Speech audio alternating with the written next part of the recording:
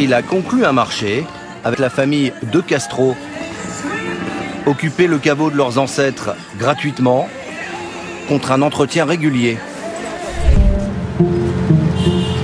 Le cimetière nord, c'est 1 million de personnes enterrées en plein cœur de la capitale des Philippines, sur 54 hectares. À cause de la pauvreté galopante qui ronge le pays, des centaines de familles y ont trouvé refuge depuis les années 80. Une population de 10 000 personnes qui vit dans cet endroit où se déroule chaque week-end une centaine d'enterrements.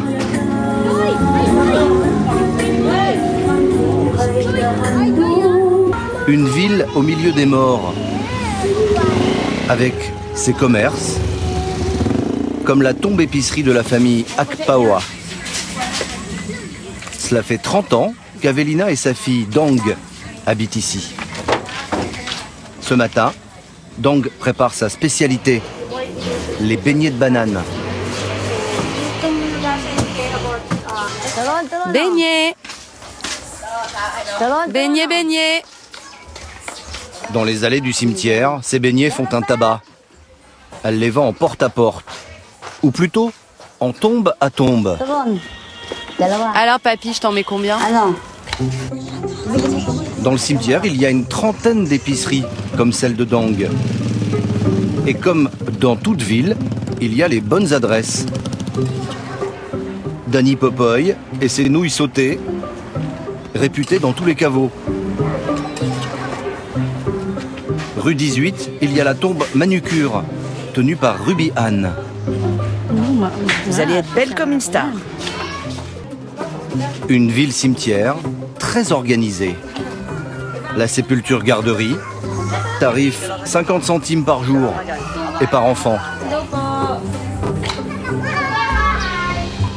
Et puis le mausolée Bingo, où l'on vient tenter sa chance. 5-1. Bingo.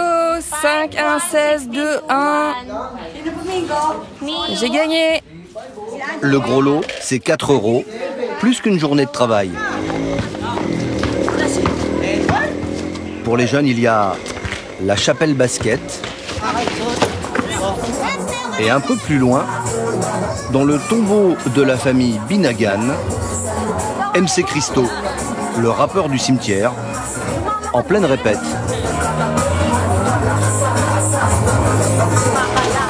Tous vivent dans des tombes qu'ils ont aménagées comme des petites maisons. Contrairement à la France, où vivre dans un cimetière est illégal, la loi philippine le tolère. D'abord, pour les personnes propriétaires du caveau familial, comme Dong, la vendeuse de beignets. Là, il y a ma fille, Maria Katrina.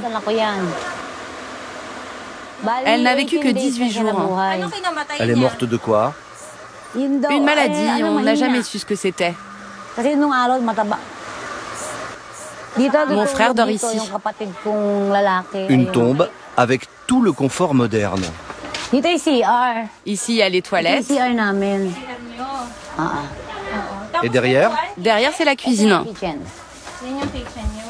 On a retourné les casseroles car il y a beaucoup de chats et de rats.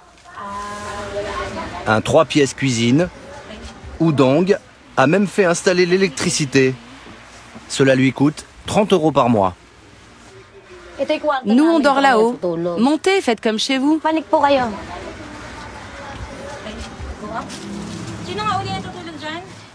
Ma fille et ma mère dorment ici.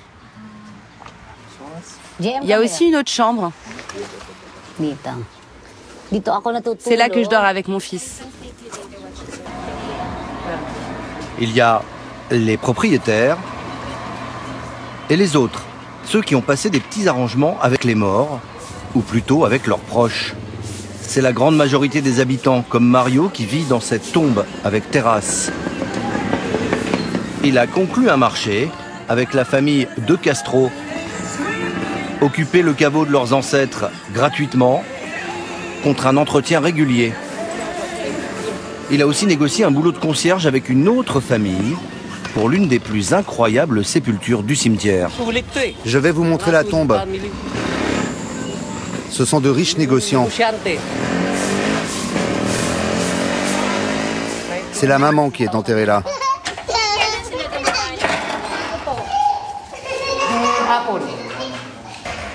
Il y en a pour 20 000 euros.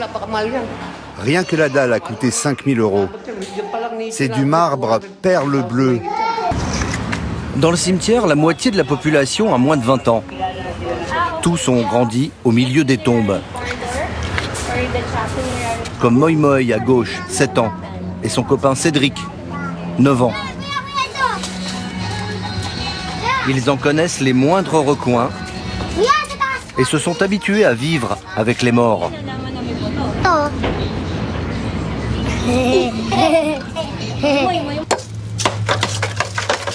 Pour se faire de l'argent de poche, il suffit d'aller voir le fossoyeur, Monsieur Alfredo.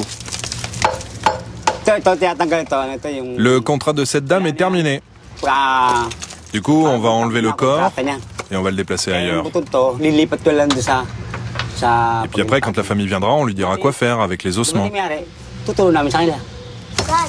Les familles des plus pauvres ont signé une CDD, une concession à durée déterminée. 140 € pour 5 ans et pas un jour de plus. Allez, embarquez-moi ce sac là. Moi Moi et Cédric mettent la main à la pâte.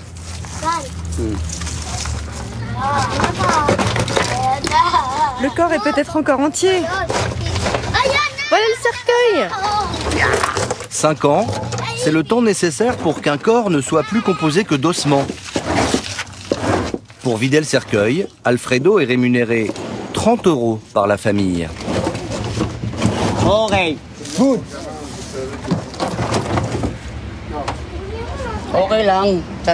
Faut vous habituer les gars, parce que si vous savez tenir des os, vous pourrez peut-être faire ce boulot, non?